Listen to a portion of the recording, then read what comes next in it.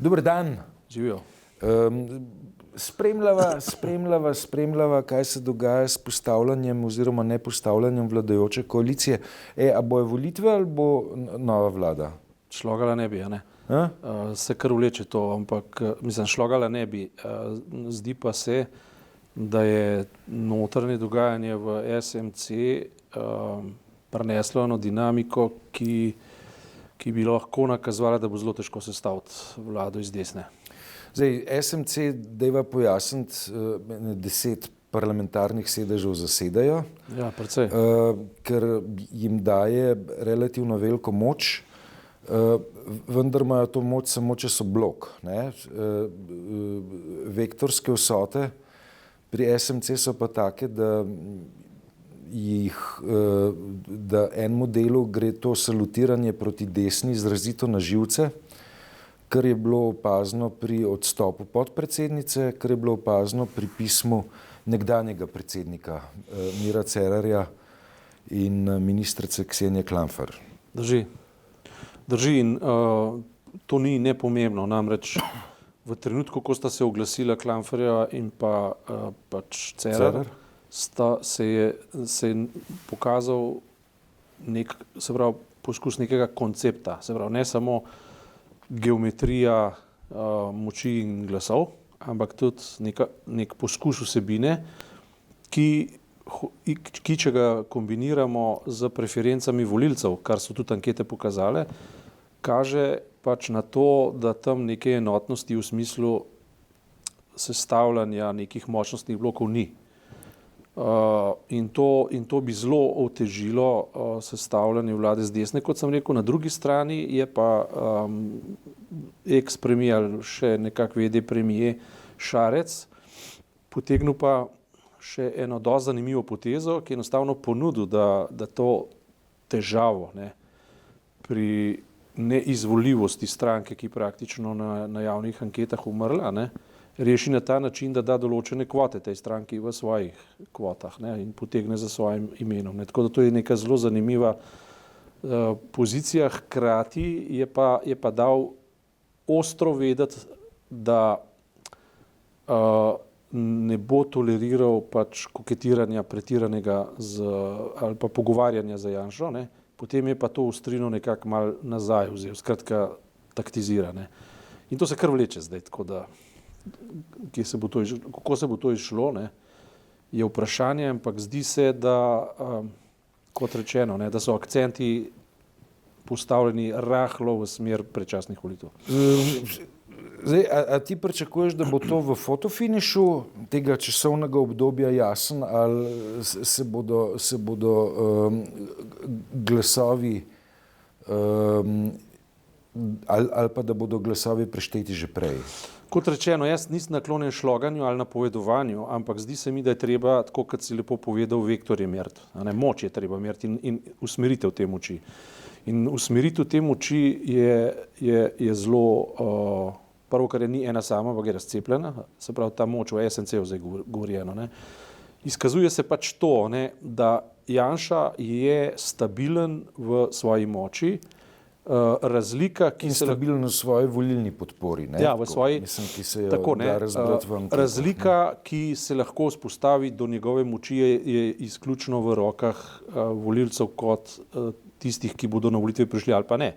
Se pravi, volilna abstinenca bi povečala njegovo moč, volilna prisotnost bi verjetno zmanjšala njegovo moč, ker njegovi bodo šli voliti, oziroma je disciplina zagotovljena. Naslednja neznanka je pač ta, da Šarec lahko vzdrži tempo.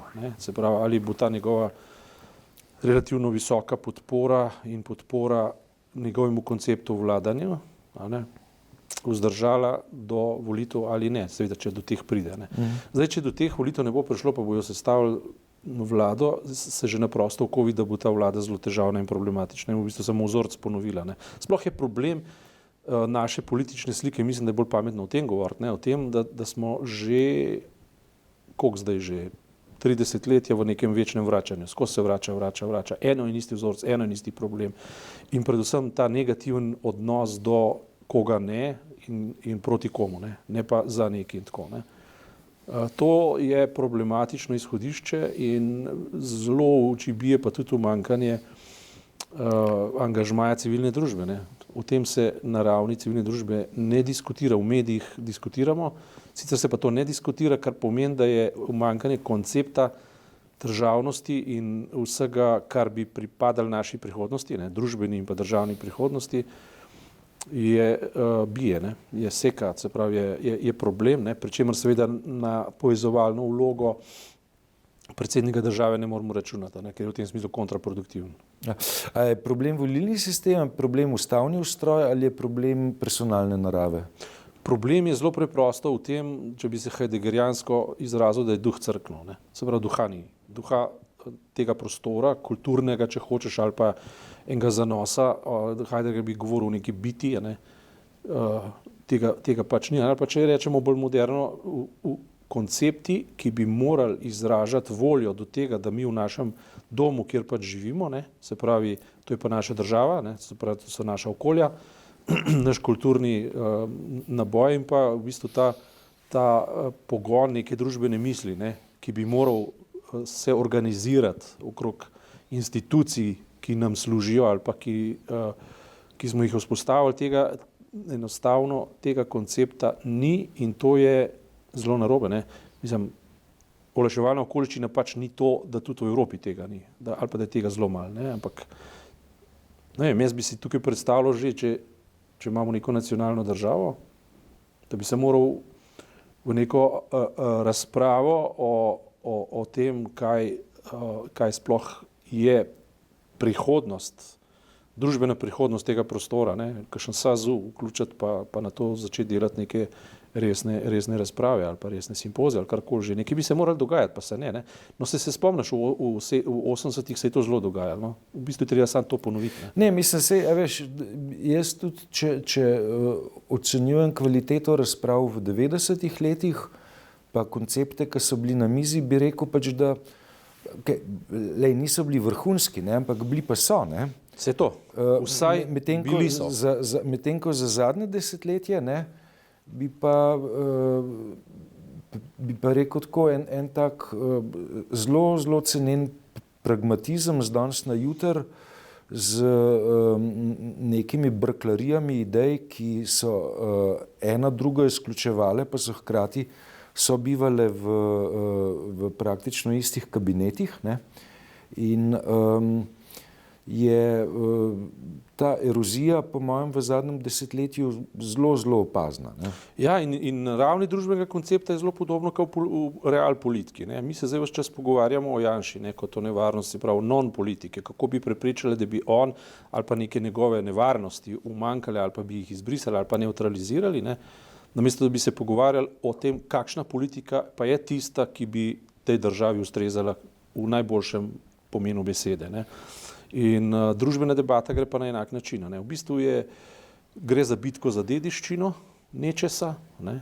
Intelektualno dediščino, potem seveda materialno dediščino, ne, ki se mu reče privatizacija ali pa prihvatizacija ali pa vse, kar zraven paše, ampak to so že te zlajnane resnice.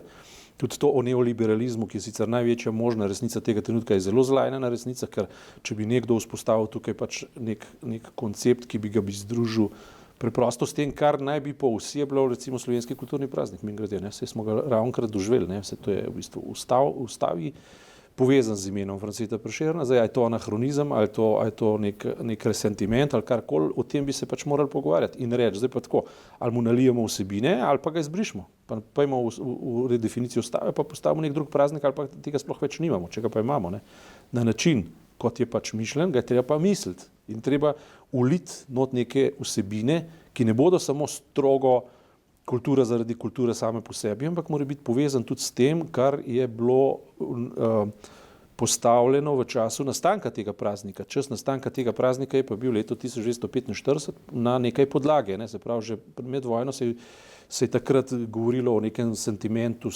vseslovanskem sentimentu, pa so to malo preoblikovali, ampak nedvoumno je bila pa konotacija samobitnosti, kakršnekoli že, ampak bilo je, ne, na kulturni osnovi in tako naprej. Vloga jezika, dobro, jezik je lahko kontroverzen pojem, ki lahko vodi seveda tudi v določene skrajne izpeljanke, ne, ki se jim reče nacionalizem in to kvarni nacionalizem, ampak če se potem pogovarjaš, pa rečeš, kaj pa nadomesti to, ne, kater miselni pogon ali pa kater duhovni pogon ali pa če rečemo, katera dinamika, rečemo, družbena dinamika, se to lahko imenujemo na stojnen način, ampak treba se začeti pogovarjati, da sploh lahko kaj poimenuješ, ne. In politika je vrh te ledene gore, ne, ki odraža večno ponavljanje istega vzorca in nakazuje preprosto na eno zelo tako trdo resnico, ne, da je ta prostor postal brez domišljije, da je utrpnil, da odmira na nek način, da nima idej in da se stalno vrača v non-politiko, se pravi v politiko proti, ne v politiko za in bom čist potih rekel, ne, v totalno krizo demokracije. Ne. A je to sploh še demokracija? Jaz tem pa na glas vprašal, mislim, kaj hoče s tem povedati? Jaz tem hočem povedati, da postavljam pod problem, kot problem postavljam vsebino naše demokracije. Mogoče celo formo, ne, pač na ta način, ne, da, in dobro, tle nismo unikatni, da ne bo pomote. Te vsebine je toliko malo, da to težko pod vprašaj postaviš, ne? Ja, dobro, z mikroskopom postavljam pod vprašaj vsebino, formo pa pač v toliko, kolikor so v bistvu vse formalne demokracije zahodnega sveta vprašljive, ker jih fura kapital. Mislim, Amerika, a je to še demokracija? Ali je, no, se je to že prastar problem, ne, že prastar politično-filozofski problem, ali že v Grčiji, ne, ali so demokracije, populistične demokracije sploh še demokracije, ali imajo vse še kaj vsebine, ali je to v bistvu samo preigravanje kart, močnostnih kart, če tako rečem, ki lahko vozijo zelo neoptimalne rezultate. In je potem zmeraj znova treba na novo postavljati vsebine, ampak problem je, da teh vsebin se ne postavlja. Evropska unija se zdaj poskuša delati, da jih postavlja, ne, v nek koncept zlasti po izzivu, ki ga je Anglija vrgla na mizo, Velika Britanija z Brexitom, ne. Ampak to je spet non-politika, ne. Smo spet v... Ja, nismo. Nismo. To nismo, to nočemo biti, tega se branimo, to bomo preprečili, kaj pa smo, ne. In v kakšnem smislu smo? Na kakšen način bomo to stvari počeli? Nemčija recimo je ta trenutek v velikih strukturnih težavah, Francija ima zelo afirmativno politiko predsednika Macrona, proevropsko politiko v ozadju, ne, pa nima nikakršne moči, ker je popolnoma delegitimiran znotraj lastne demokracije in tako naprej. Skratka, to so problemi. Italija se podira k karte, ne, skozi Salvinijev populizem, ne. Ampak ali je vse to lahko izgovor za Slovenijo, da nič ne naredi sama sabo? Da se všečka in si podaljšuje pač neko svojo formo, jo obrača na stojnen način in usiha, ne. Gre nazaj, ne. 3 tedne približno, ne, ima ta država oziroma ta politična elita, da bodi si zbaranta novo vladajočo koalicijo, bodi si gre na volitve. Kaj bi bilo pa boljš po tvoji oceni? Več, kaj je tako, ne, vlada kakršnakoli nas čaka, ne, bo... Boljš bi bilo, če bi nekdo zdaj odprl razpravo o tem, kaj Slovenija sploh je, pa kje smo, ne. Dobro, zdaj... Mislim, zdaj tako, ne, veš, predvolilni čas, ne, je čas razprave. Ampak, ne. To je čas agitacije, pa čas prepričevanja ljudi, ne. Se pravi, v predvolilni čas, v agitacijo, kot praviš, je treba priti z idejami, s koncepti, z nečem, kar je že domišljeno. Ne, Temu se ne verjame. To mora biti civilno-družbena razprava. Po eni strani je ne, po drugi pa tako, dajva spustiti veliko sliko, ker je ni. Težko se pogovarjamo o veliki sliki, če je ni. Lahko se pa pogovarjamo o taktikah, ki lahko izražajo pa neke določene koncepte. Naprimer, ne, dinamika v SMC je konceptualna do neke mere. Zato, ker vsi vedo, da so izbrisani, ogroženi, politično ogroženi in vendar se je nekaj politikov oglasilo, pa so rekli, je pa meja, ki je ne prestopimo, ne. Tega se pa ne gremo. Ne. To je zametek nekega koncepta. Zakaj? Ker so rekli, mi hočemo liberalno državo, mi hočemo pač socialno-liberalno državo, to je bilo tudi slišati, ne? Socialno note nočemo izpustiti, zelo opogumljajoče je bilo tudi to, da so nekateri rekli, če gremo zdaj v desno vlado, bomo demontirali zdravstvo, tega pa ne moramo dovolj, to je konceptualna debata in to je dobra debata. Druga konceptualna poteza je, kakorkoli je komu simpatična ali nesimpatična, Šarc je premešal karte, je naredil neko potezo, ki je sicer samozaščitna, on se bo s tem ohranil pri življenju, o tem ni dvoma, ampak je pa igro obrnil, se pravi, nedvoumno je dal vedeti, to se pravi nasprotniki in sodelavci, ki so lahko še hujši kot nasprotniki, ste se namenili tako rekoč zradirati moj lik in delati težave, dokler ne bi prevzeli oblasti, jaz vam dam pa to potezo. Zdaj pa da vidimo. In eden od učinkov te njegove poteze je v bistvu rahli učinek večinskega volilnega sistema. On bo brisal drobiž na sredini. To se bo zgodilo. Tako ali drugače se bo zgodilo.